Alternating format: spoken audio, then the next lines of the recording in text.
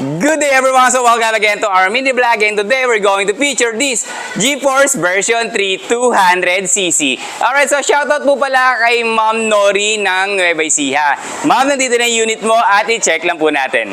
Okay ma'am, so nandito po yung inyong susi.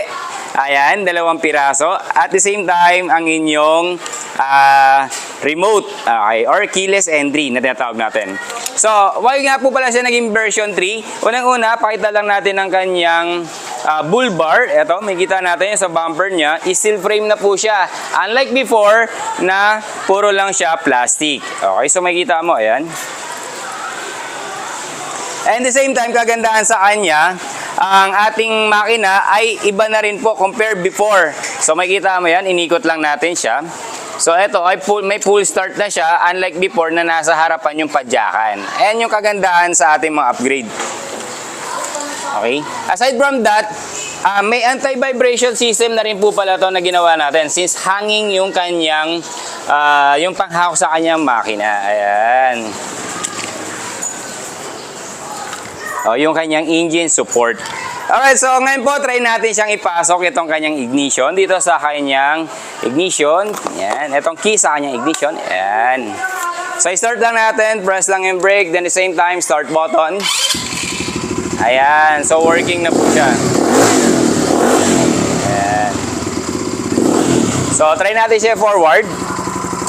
Ayan. Ayan yung forward niya.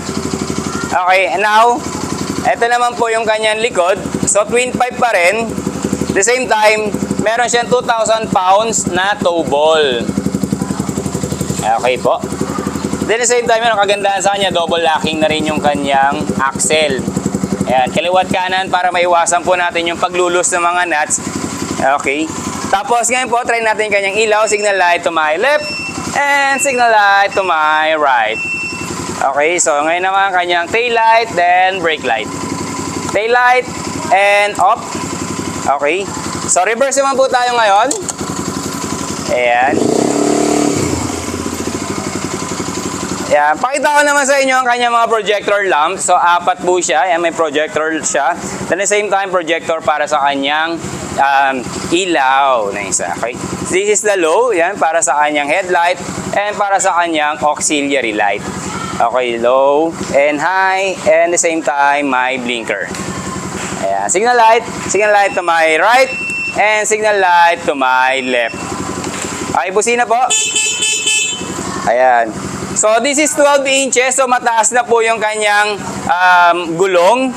Okay, unlike before, meron tayong mga 10 inches, and the same time, available pa rin naman ang ating mga unit na 10 inches na GeForce, at the same time 200cc na typical na ATV. Okay, so sa lahat po na nagkaroon, nais magkaroon ng ganitong klaseng unit, i-call nyo lang po kami sa number na makikita nyo dyan sa screen or sa comment section. Okay, so salamat ulit Ma'am Nori sa pag-avail. Second purchase niya na to, and thank you so much, and God bless.